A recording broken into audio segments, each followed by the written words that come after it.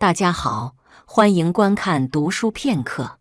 给女友洗内裤的时候，发现上面有个洞，被烟头烫出来的洞。可我已经戒烟1年多了，内裤的蕾丝边上有个小小的洞，不仔细看还真发现不了。5年烟龄的我一眼就认出，这一圈焦黄的轮廓，绝对是烟头才会烫出来的。我心里咯噔一下。我早就戒烟了，女友更不会抽烟。谁能给我解释解释这是个什么情况？我处在卫生间，拎着内裤，忍不住开始胡思乱想，越想越不对劲，越想脸越绿。这时候，女友给我发来一条微信：“老公，我今晚又要加班了，你先睡吧。”陈倩的工作是我托人给找的，在一家私企做人事助理，图的就是个清闲。可她最近频频加班，每晚回来都快10点了。我本来没多想，以为她是真忙，但是现在有问题，绝对特么的有问题。我压抑着怒火给她回复：“几点下班？我去接你。”“哎呀，不用了，老公。你知道的，年底了，我们特别忙，我这边还不知道几点结束呢。”我当即换衣服出门，开车直奔陈倩公司。她公司灯亮着，站在门口能听到里头隐约有人说话。难道真的是在加班？我没有贸然进去，掏出手机给陈倩打了个电话：“你一个人回家我不放心，我到你公司楼下等你吧。”“我不是跟你说不用了吗？”“没事的，宝宝，我已经到你公司楼下了。”电话那头的陈倩声音明显不对了，多了几分慌乱。“啊，不是，你还真来了呀？你来干什么呀？”“我干什么？我当然是为了看你在干什么。”我没再跟他多说，挂了电话以后就躲进了楼梯间。没几分钟，陈倩出来了，身后还跟着一个穿商务装的男人。2个人走到电梯口就搂在了一起，2个人依依不舍地吻别。男人一边亲，一边手还不老实地在陈倩身上乱摸。猜到是一回事，亲眼所见是另一回事。怒火烧得我理智全无，血涌上头，我当即就想出去掐死这对狗男女。这时候我听到男的在笑：“你那个男朋友对你真上心啊，别提他了，跟个狗皮膏药似的，真扫兴。”陈倩的话像一盆冷水浇在我头上，也暂时让我按捺住了立刻出去的冲动。男的继续说骚话：“要不你让他就在楼下等你，咱们继续。”“想什么呢？他随时可能就上来了。上次他给你打电话，我们不就试过一次吗？怕什么？哎呀，你好坏，讨厌死了啦！卧槽，原来我早就是他们推的一环了，想弄死他们的心更强烈了。”这时候男人正脸露出来了，原来是他。陈倩之前在朋友圈发过公司团建的照片，所以我有印象。这男的是公司副总，叫高展鹏，长得倒是一副人模狗样，但是明知道女下属有对象，竟然还能干出这种不要脸的事情，妥妥的人渣一个。而且听他说话的意思，显然很享受愚弄我的快感，把我当蠢猪一样。我突然不想跟他们当面撕破脸了，窗户纸捅破，大不了吵一架或者打一架，然后我跟陈倩分手，那也太便宜他俩了。陈倩进电梯前，我偷偷拍下了2个人拉手的照片。我是走楼梯下来的，陈倩已经等在车旁边了。我装作什么都不知道，我以为你还要好久呢，就去1楼上了个厕所。可能突然被我坏了好事，所以不开心吧。陈倩不着痕迹地翻了个白眼，嗔道：“提前结束了呗，快点开门吧，我都快冻死了。”一路上他都假装很累的样子，闭目养神。正好，我也不想跟他多说，否则我怕我一开口，就忍不住会质问他为什么要这么对我。晚上我趁他睡觉，偷看了他的手机，越看越生气。陈倩竟然跟高展鹏已经勾搭了几个月了。他6月份进的这家公司，8月份就跟高展鹏暧昧上了。前段时间2个人终于突破了最后一步，借着加班的由头，公然在公司里偷情。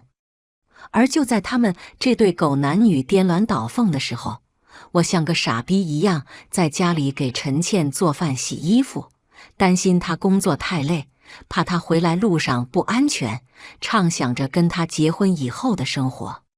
她在微信里跟高展鹏是这么说我的：我长得漂亮，他舔我不是应该的吗？他好拿捏呗，从来不会怀疑我，也舍得给我花钱。结不结婚那还不一定呢，而且我爸妈总想让我找个更有钱的。他还说，你家那个黄脸婆有什么好的，又老又无趣，你跟他离了呗，你离婚我就分手。我不敢相信这是枕边人说出来的话，可洋洋洒洒上千条聊天记录，每一句都像鞭子一样抽在我身上。陈倩说的对，在今天以前，我从来不会怀疑他，不会追问他的行程，不会去看他手机，所以他才放心大胆的没有删掉聊天记录吧。我看着身旁熟睡的人，突然觉得他真脏，脏得让我恶心。第二天早晨，陈倩化妆的时候，手机响了，她很自然地接起来，正色道：喂，高总，有什么事吗？好的，我今天尽量早点到，跟您核对。我问他，公司有事？对呀，领导催我快点去呢。没办法，年底了事情多，今天估计还得加班。我看着她涂得艳丽的唇和紧身包臀裙，假装关心道：要不我再托人给你换一个工作吧，我可舍不得让你这么累。不要！陈倩高声叫起来，随即她意识到自己反应有些过度，尴尬地笑道：我是说，我觉得这没什么，我还年轻，奋斗奋斗也是应该的。而且这个工作你已经花了人情了，我也得为你考虑不是？他出门的时候要来亲我，一想到他昨晚就是用这张嘴跟那个渣男吻得难分难舍，我胃里一阵翻涌，赶紧假装找东西躲开了。陈倩和高展鹏约好了的，打电话的时候，如果我在场，就称呼他为高总；如果我不在，什么darling、宝贝、老公都叫。陈倩甚至还在微信里叫他爸爸，可想而知，2个人私下得多放荡。高展鹏显然是故意挑早晨这个时间打电话的，可能当我的面调情犯贱，真的让他们觉得很刺激。妈的，既然这么喜欢玩，那老子就跟你们奉陪到底。我去查了高展鹏的底细，原来这货不但有老婆，孩子都2个了。他老婆生了孩子以后，就辞职在家，专心相夫教子。他爸妈都是退休的大学老师，跟他们住在同一个小区，帮忙带孩子。我花钱雇人跟了他一段时间，又发现了高展鹏的一个秘密，这厮竟然还跟自己的已婚前女友藕断丝连。2个人每次见面就直奔酒店。好家伙，我直呼好家伙，家里红旗不倒，外面彩旗飘飘啊！在外人看来，高展鹏可能就是那种家庭美满、事业有成的人生赢家。结果呢？驴粪蛋子外面光，什么狗东西！不过高展鹏身上屎越多，对我越有利。我把各种证据都收集起来，又费了点功夫，把他和他家里人、他前女友、前女友老公的联系方式都查了出来。只能说大数据时代，任何人都没有隐私。这天陈倩又骗我说要加班，我一脸冷漠地回复她：好的，别忘了吃饭，否则饿坏了我会心疼。老公你也是，乖乖吃饭哦。晚上我把车开到他们公司外边，用早就准备好的新手机号给高展鹏老婆发了条短信：你老公是不是总说加班？你最好注意点，别傻傻的蒙在鼓里。有些人吃回头草吃得不要太开心。那边几乎是立刻给我回过来电话，我挂了，他只好发短信：你是谁？这话什么意思？他有个谈了很久的前女友吧？我言尽于此，他老婆再怎么问我都不回复了。对一个所有心力都在家庭上的女人来说，勾起她对自己老公的一点点疑心就足够了。我安心等在车里，果然没一会儿，高展鹏下楼了。他神情紧张，一边往停车场跑，一边握着电话，急着解释什么。我乐了，这狗比仓皇而逃的样子真的很可笑。陈倩一副便秘的表情跟在后头，看到他也出来，我一脚油门撤了。高展鹏老婆虽然只是个家庭主妇，但人可不是省油的灯。他父母在本地开公司做生意，上头还有2个亲哥哥，可以说是从小被娇惯长大，听说性格挺泼辣厉害的。高展鹏本就跟前女友不清不楚，被我这么一告密，他老婆真要查起来还真不好说。所以这逼这段时间着实低调了起来，不但每天下班按时回家，也不在半夜跟陈倩微信里聊骚，这可把陈倩气坏了。陈倩像所有想上位的小三一样，对原配很看不上。她给高展鹏发微信，被那个母老虎管着有什么好的？又老又凶悍，难道我不比他好？啊呸，真是天真。高展鹏这种已婚男人，尤其各方面都过得挺如意，要的就是老婆孩子家庭稳固，外头勾3搭4玩的尽兴。家是家，玩是玩，分得很清楚。不过话虽然这么说，我可是要助力他一把的，不然游戏还怎么进行下去呢？为了刺激陈倩，这段时间我对他态度也来了个180度大转弯。吵架了，闹矛盾了，我都不再让步，经常把他气得脸红脖子粗。周洋，你吼我，居然敢吼我！吼你那都是轻的，正常来说我特么该扇你。你从前对我的好都是假的。果然，男人都是贱东西，得到了就不会珍惜。我不珍惜。你骂我的时候，也不想想自己配不配被人珍惜。我任他发癫，哄都懒得哄一句。我两手一摊，随你怎么想喽。陈倩被我这么一激，报复心更重。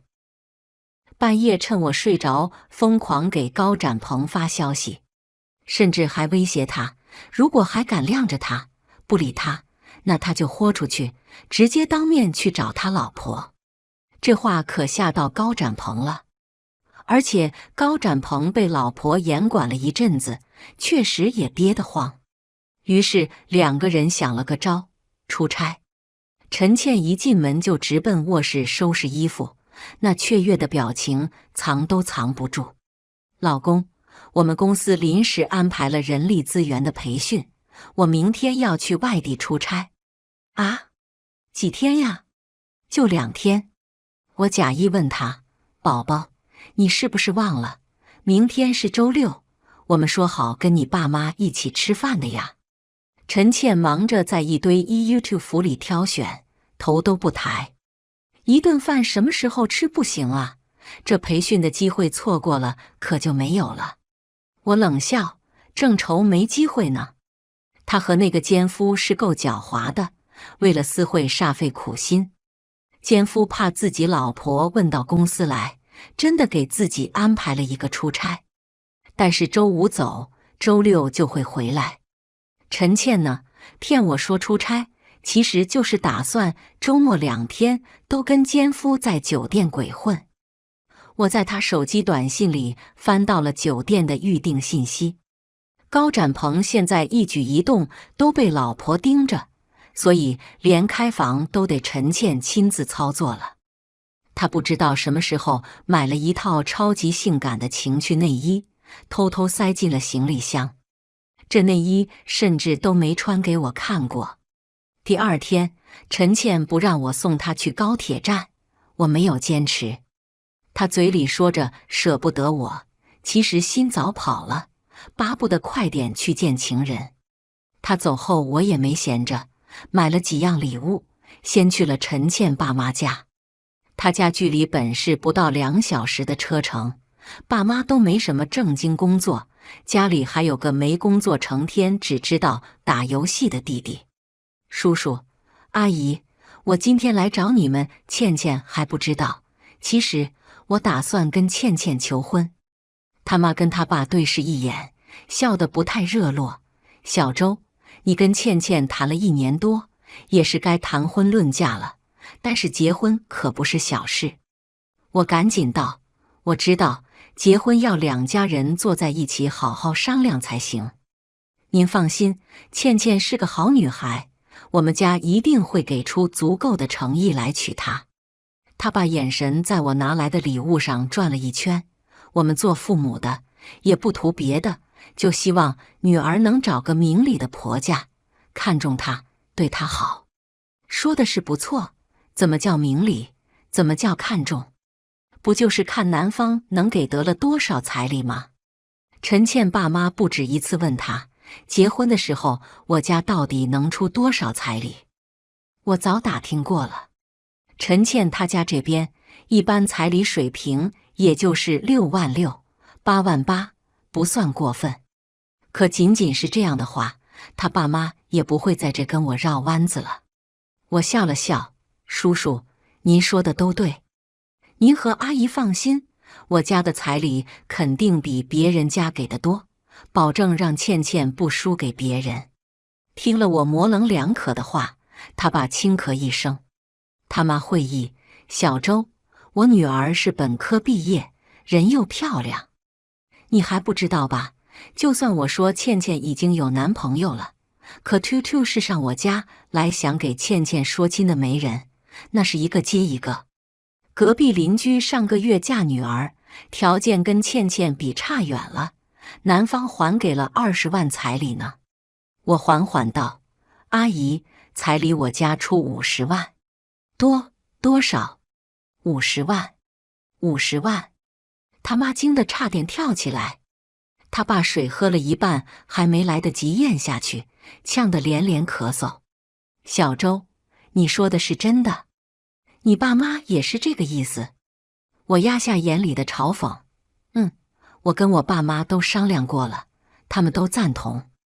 我给老两口看了下我伪造的聊天记录，他妈瞬间喜上眉梢，看我这脑子，小周来了半天都忘了倒杯茶。我拦住他，阿姨，我还没说完呢。还有，我现在住的那套房子，是我爸妈全款给我买的，回头我也会加上倩倩的名字。倩倩嫁给了我，我就要给足她安全感。这话一出，2个人高兴的都不知道要说什么了。你还愣着干什么？快去给小周洗水果呀！我听到卧室里传来打游戏的声音，我知道那是陈倩她那个不成器的弟弟陈勇。叔叔阿姨，我寻思陈勇总在家待着也不是个事儿。他爸摇头，这臭小子，给他找的工作一个都看不上。轻松的说钱少，钱多的嫌累，天天在家气我们。我朋友开了个公司，缺个司机，每个月就开车接送下客户，工资小1万呢。要不我帮陈勇问问？这活轻松，赚的又多，时间还自由，你们看怎么样？他爸妈一听，激动地握紧我手不放。真的呀，小周，这事儿要是办成了，你可帮我们家解决了大问题呀。他妈更别提了，音量提高了8度。我早就跟他爸说，小周不会错的，把倩倩交给他，绝对没问题。真是个靠谱的好孩子。呵呵，你们给陈倩打电话叫她回来相亲的时候，好像不是这么说的吧？无所吊位，人生如戏，全靠演技。然后陈倩爸妈强烈要求我留下吃完饭，我婉拒了。今天行程非常紧，我还要去办正事儿呢。到达陈倩订的那家酒店的时候，是晚上10点。我安排的人一大早就在这酒店守株待兔。陈倩下午入住以后，他就把房间号发给了我，8402。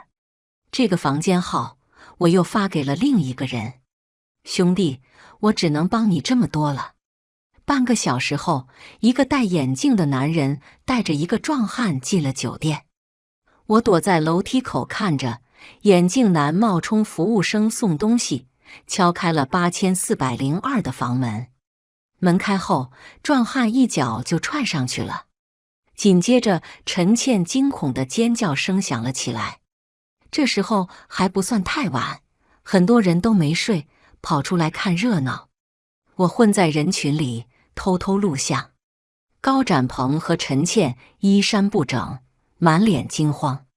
壮汉本就魁梧，很轻松就制住了高展鹏。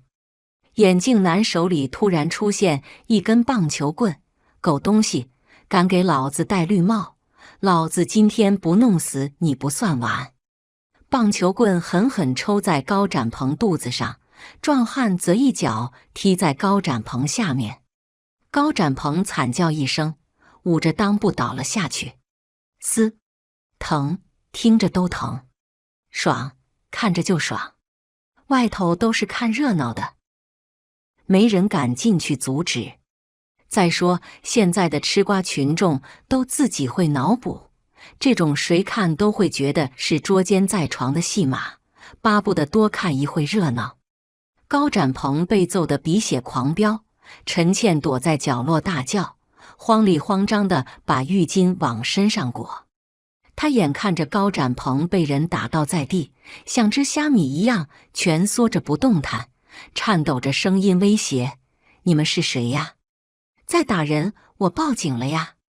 眼镜男笑了：“你报啊，警察来了我就说这个男的在酒店招嫖。”陈倩一听自己被人骂成了鸡，气得眼眶通红：“去你妈的，你才是鸡，你全家都是鸡，你不是鸡是什么？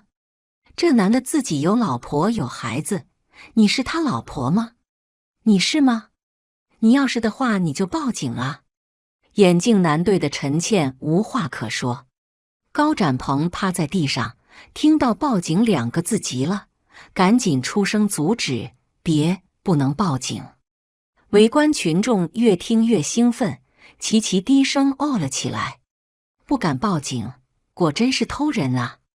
陈倩又羞又恼，偏偏身上没穿衣服，只能缩在角落里，胡乱把床单被子拉过来，把自己盖起来。这男的不是别人，正是高展鹏前女友的老公，一个跟我同命相连的男人。我昨天就把高展鹏跟前女友在酒店的照片发给了他，然后我说他如果想出气的话，我可以帮他，只要他不下死手，保证高展鹏不敢报警。所以就有了现在这一幕。高展鹏肯定不想这事被闹大，否则他骗老婆说出差的事就瞒不住了，连带着他出轨2个女人的事儿，足以让他身败名裂，家里鸡犬不宁。眼镜男打够了，捏着高展鹏下巴，勒令他保证不再联系前女友，才放过他。高展鹏跪着求饶的模样，真特么解气。周日上午，陈倩就拖着行李箱，一脸疲惫地回家了，脖子上多一片红痕，特别醒目。宝宝，这么快就回来了？怎么没跟我说？我去接你啊！我装作什么都不知道的样子。陈倩撒起谎来面不改色，培训压在一天就结束了，最重要的是人家想你了呗，所以就赶回来了。啧，渣女的嘴，骗人的鬼。我狐疑地看向他脖子，你这里怎么了？过敏了吗？跟同事去刮痧，结果搞成这个样子，我也郁闷死了，早知道不去了。刮痧，亏他想得出来。我昨晚就注意到了，高展鹏在陈倩脖子上种了草莓。我本来还挺好奇，陈倩回来以后会怎么跟我狡辩，没想到他居然去做了个刮痧来掩盖。陈倩跟我说了几句话，就借口要去洗澡，拿着手机躲进了卫生间，其实是去关心她情夫的伤势去了。我还是忍耐着没戳穿。两个人精心策划的私会横遭变故，高展鹏被打怕了，又成了王八，缩进了他的龟壳。他在公司见了陈倩，绝不敢多嘴一句，生怕被有心人发现。毕竟他现在还不知道，他跟前女友的事到底是谁给告密的。高展鹏甚至还哄着陈倩把手机里的聊天记录都删了，幸好我早都备份了出来。陈倩因为高展鹏再一次退缩的态度又不爽了，自以为成功拿下的男人转头又回归了家庭，哪个小三能甘心？我跟陈倩聊天的时候，故意说起高展鹏跟他老婆。宝宝，我今天在路上好像看到你们那个副总了，搂着他老婆，特别温柔体贴，真是个好老公。我就往死里夸高展鹏老婆，夸他人没有气质，夸高展鹏对老婆照顾有加，是个好老公。陈倩气得嘴角直抽抽，偏偏不能在我面前露出什么马脚。她不停地在微信里逼问高展鹏，你到底要我等到什么时候？我不想再偷偷摸摸了。捉奸大戏后没几天，陈倩公司的年会就快到了。年会定在一家5星级酒店，她还有一个个人独唱的表演。我自告奋勇帮她搞定演唱时的舞台背景视频。年会前一天，我给陈倩爸妈打电话，叔叔阿姨，我打算明天跟倩倩求婚，你们可不可以一起来做个见证啊？行啊，没问题。我想给她个惊喜，所以你们可千万不要说漏嘴。哈哈哈，那是肯定的。对了，小周，陈勇工作那事，我忙糊涂了，忘了跟你们说了。我朋友说看在我的面子上，答应了。毕竟陈勇是我未来的小舅子，那不跟亲弟弟一样吗？哎呀，小周啊，还得是你。改天我们带着陈勇这小子去谢你。陈倩爸妈对我千恩万谢，我说都自家人，那不是应该的吗？从头到尾我只强调一个点，我和陈倩都要结婚了，所以帮助陈勇理所应当。也就是说，如果我跟陈倩没能结婚，那他弟弟跟我可就没有1毛钱的关系。陈倩爸妈沉浸在天大的喜悦里，恨不得我跟陈倩立刻结婚。我甚至听说这段时间他爸妈都带着他弟开始看房了。乐吧，现在多开心，知道真相的时候就有多失望。这一切都是你们的宝贝女儿害的。第二天，陈倩特意早起做了2个小时的妆造，然后带着她那身昂贵的礼服战袍出发了。我不用问，都知道她在想什么。她公司的年会，高层领导都会带家属出席，陈倩这是卯足了劲，要在高展鹏面前跟他老婆一较高下。我把陈倩送到了酒店，然后也偷偷溜了进去。酒店大堂足够大，我躲在最偏僻的角落，假装打电话。服务员都以为我也是这公司的人，没有人对我多问什么。年会正式开始以后，老板和副总们挨个上台发言。轮到高展鹏的时候，我给他老婆发了条短信：高总这么优秀的男人，值得更好的女人。感情没了就是没了，强扭的瓜你觉得会甜吗？他搂着我说你是个泼辣又无趣的黄脸婆的时候，我真觉得你很可悲。今天有我的表演，希望你睁大眼睛好好看看，是你跟他配，还是我更配？高展鹏老婆本来开开心心举着手机录像呢，收到短信后脸迅速垮了。对不起了。但是我可没有无中生有，这些话就是高展鹏跟陈倩在微信里说过的原话，而且这也的确就是陈倩现在的想法。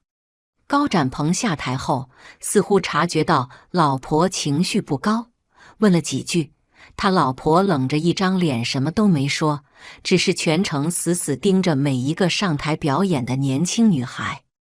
这时候我电话响了，是陈倩爸妈。对，叔叔你们直接进来就好了，我就在大堂门口。跟陈倩爸妈一起的还有陈勇。陈勇知道我帮他找了份清闲又高薪的工作，见了我笑得异常灿烂，姐夫长姐夫短的叫我，这可是从来没有过的。这小子打心眼里就没尊重过我，否则我上次去他家，他不会从头到尾不出来打个招呼。我回了他一个假笑。倩倩的表演快就开始了，结束后我会马上上台求婚，他们公司的人都会配合的。终于轮到了陈倩表演，她上场的时候，舞台灯光瞬间变得浪漫又温柔，配上她精致的妆容和露出锁骨的一字肩礼服，整个人显得梦幻又高级。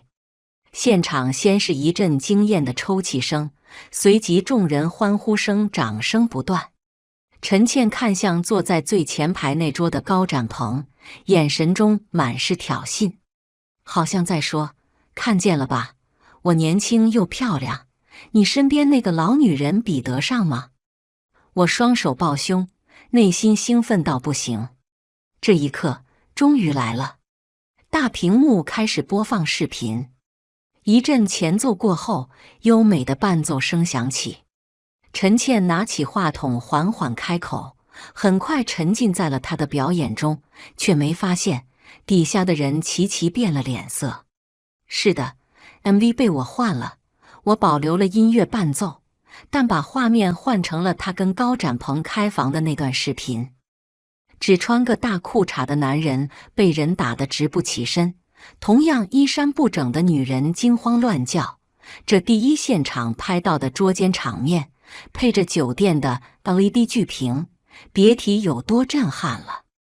陈倩爸妈站在我身边，目瞪口呆。陈勇率先开口：妈，这不是我姐吗？她竟然跟别人去开房了。别胡说。他妈赶紧出声打断他，随后紧张地看着我：小周，这个人肯定不是倩倩，我自己的女儿，我不会看错的，绝对不是。陈勇虎了吧唧的兀自犟嘴：那怎么不是？后半截话被他爸一个眼神制止了。我听不进去，全程懵逼加震惊。当然了，我装的。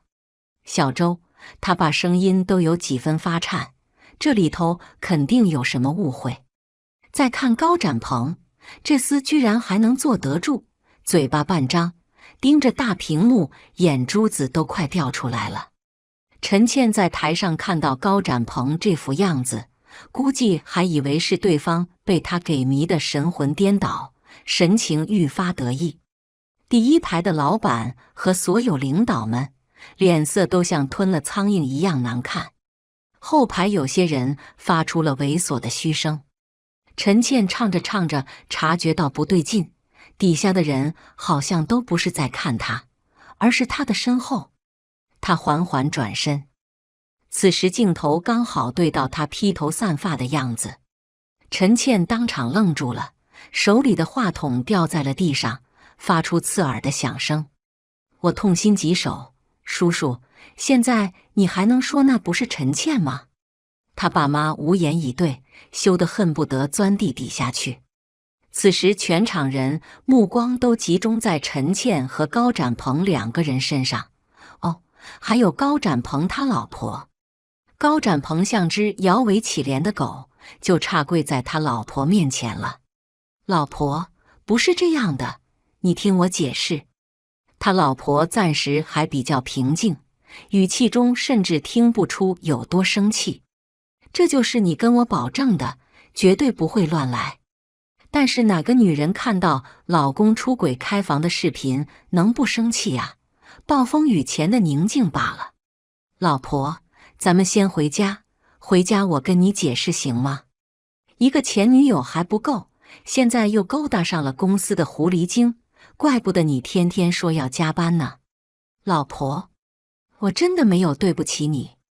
高展鹏这种死到临头还敢狡辩的态度，终于惹怒了他老婆。他猛地拍桌，中气十足地指着高展鹏鼻子骂：去你妈的，你再给我胡咧咧试试。老娘先收拾那个狐狸精，然后再收拾你。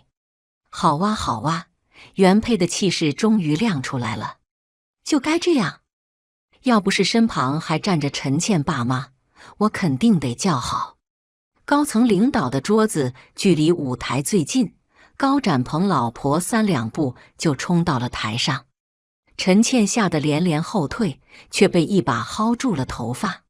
试问哪个原配见了小三不想他死？更何况在高展鹏老婆看来，这段视频说不定就是陈倩自导自演，故意在表演的时候放出来刺激他。他对着陈倩的脸蛋狠狠挥拳。是的，挥拳。一般女人打架都是抽耳光，这娘们是真厉害呀，出拳如风。我怀疑她练过拳击。贱人，当小三很得意是吗？唱个歌也要对着男人发骚，以为我看不见啊？敢勾引我老公，老娘弄死你，你信不信？陈倩痛得大叫，只能用胳膊挡在面前，毫无招架之力。冲上台拉架的，底下叫喊的，录像的，吃瓜看戏的，乱作一团。众人好不容易拉开了2个人，陈倩已经被打成了猪头。他妈在丢人，这时候也不得不过去护着女儿。大概是被揍得太惨，加上恼羞成怒吧，陈倩彻底没了理智，红着眼对着人家正是歇斯底里的喊：行啊，那咱们今天就把话说清楚。他已经不爱你了，知道吗？不爱了，你俩迟早得离。你不过就是给他生了2个孩子，你以为自己有什么呀？展鹏说你就是个……啪！陈倩重重摔在地上，所有人都愣住了。高展鹏竟然扇了陈倩一个大逼斗，他指着陈倩骂：臭婊子，从入职开始就骚扰我，还把我骗去酒店。我告诉你，我这辈子最爱的就是我老婆，你以为你是个什么东西，也配跟我老婆比？高展鹏眼神狠毒，简直像要杀人一样。我警告你，你再这样破坏我的家庭，我宁愿没了这份工作，我也不会让你还有你全家好过。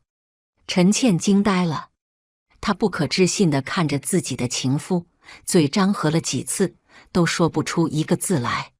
要知道，就在上台前，2个人还眉来眼去，暗送秋波呢。可陈倩没想到，真跟人家老婆对上了。他在高展鹏眼里连屁都不是。高展鹏最后那话根本就是在威胁他。渣男转头苦苦哀求他老婆：老婆，咱们先回家好吗？我求求你了好不好？哎呦，好不容易做的局，我能放他走？看了半天戏，终于轮到我出场了。我酝酿了下情绪，抱着早就准备好的捧花跑到台上。我草泥马！我用尽全力，一拳头砸向高展鹏。这一拳我憋了很久了，他根本没防备，踉跄了几下倒在了地上。他嘴里吐出一口血来，连带着的还有一颗门牙。我到陈倩公司接过她很多次，所以他们公司不少人都认识我。我这一拳打得天经地义。我伤心欲绝地看向陈倩，本来今天我要跟你求婚的，可没想到你居然骗了我这么久。这个有妇之夫，他到底有什么好的？你说呀！我半真半假的怒吼，陈倩心虚又害怕，吓得直接哭了出来，头发乱了，妆花了，脸肿着，可真丑啊！我把捧花狠狠砸到她身上，扔下一句话走了。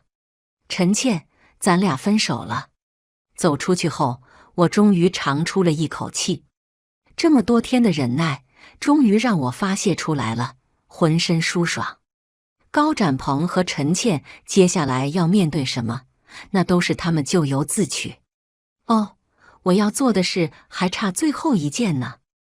我把之前搜集到的所有东西通通打包，有高展鹏和前女友的开房证据，有高展鹏和陈倩的开房证据，有2个人几个月以来的上千条微信聊骚记录，甚至包括假出差、完整版的捉奸视频。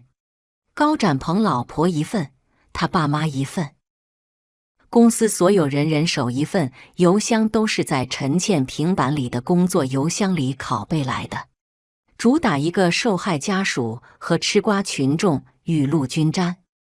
他老婆会不会跟高展鹏离婚我管不着，但是我要这狗东西身败名裂。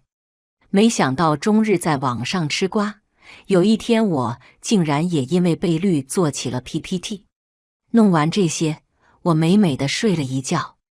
第二天一大早，陈倩被她爸妈强行扭送到我这里，但是我没让他们进门。她爸妈居然还想着替她求情。小周啊，你跟倩倩谈了那么久，你们2个人是有感情的，千万不能冲动啊。我全程冷漠脸。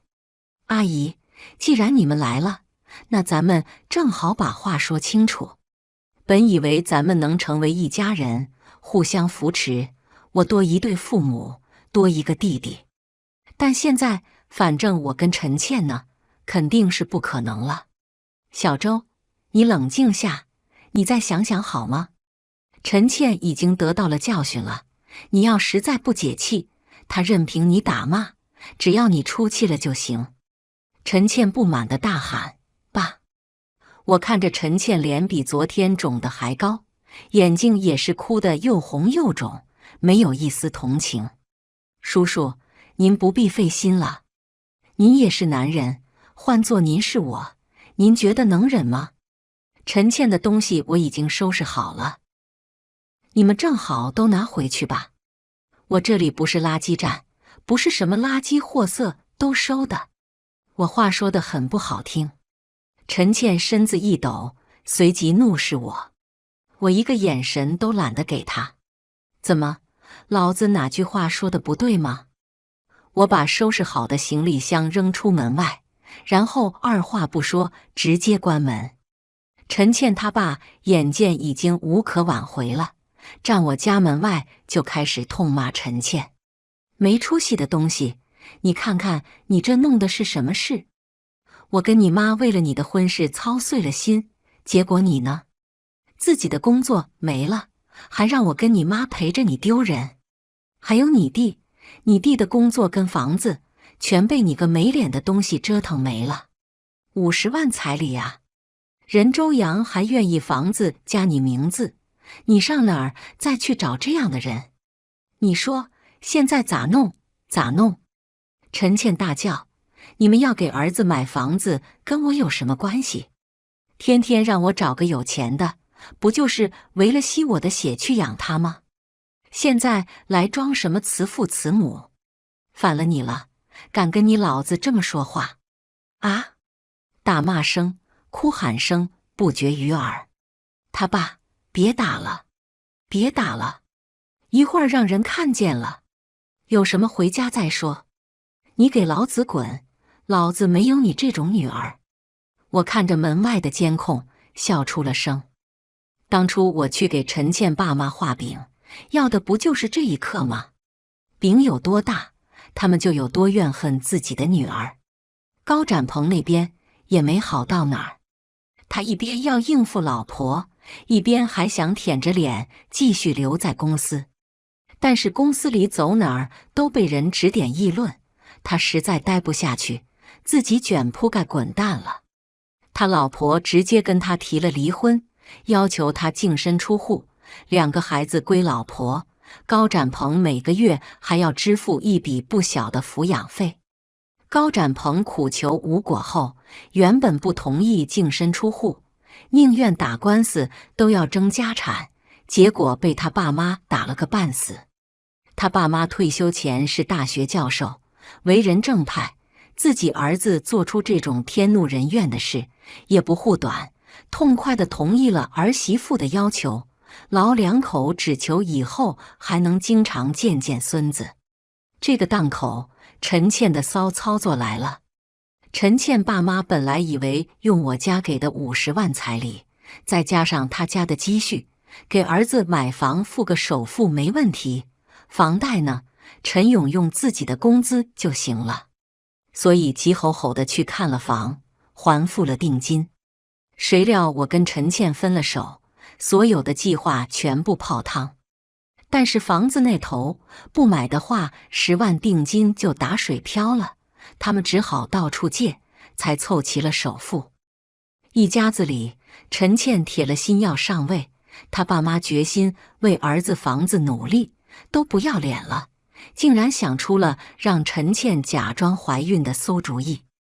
高展鹏对陈倩避而不见，陈倩居然就拿着孕检单找到他爸妈家去了。高展鹏他妈气晕过去了，他爸叫了救护车以后直接报了警。在警察面前，陈倩哪儿还敢说谎，老老实实交代了自己根本没怀孕的事实。高展鹏本就因为老婆净身出户的事满肚子憋屈，知道这事儿以后，马上带人去了陈倩家，把家里砸了个稀巴烂。陈倩爸妈也气坏了，又报警。两边狗咬狗，简直就是一出精彩大戏，让我乐了好久。某天半夜，陈倩不知道哪根筋不对，居然打电话来骂我：“周洋，你牛什么呀？你敢那么对我说话？我就是绿了你了怎么样？我跟高展鹏还不止在酒店那一次呢，你个舔狗还不知道吧？”我云淡风轻地回他：“不就是加班吗？